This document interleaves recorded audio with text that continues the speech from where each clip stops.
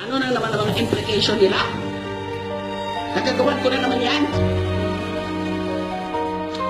Sila ang nagigipit sa akin. Masyado na nila akong ginigipit, inaapi, tapos ganyan pa gagawin nila. Lahat na lang sinisisi sa akin. And they call themselves men. Ganyan ba mga lalaki? They're cowards, they're fools, and they're liars. Tama naman po. In your desperation, tumulo para siraan niyo ako.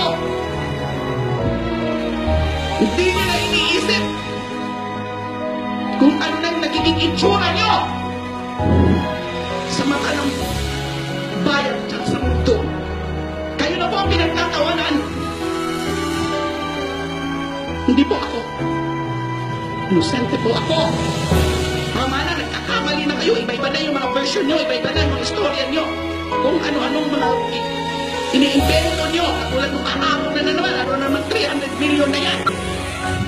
Tama na po. Sino mga susunod nilang gigipitin? Sino mga susunod nilang gagawa ng kwento? Sino mga buhay ang sisirain nila? Sino yung mga privacy na mga sisirahan? Mga former staff ko, mga former officials ko, nalapitan ko lang lahat, alam ko yan, nakakarating ko sa kanila, mga sumbong nila sa akin. And I feel hopeless. I cannot even help them with lawyers. Dahil kung papadalhan ko sila ng lawyers, sasabihin nila agad kasi puputik na lang, baka hindi siya iano. So what am I supposed to do now? Tell me.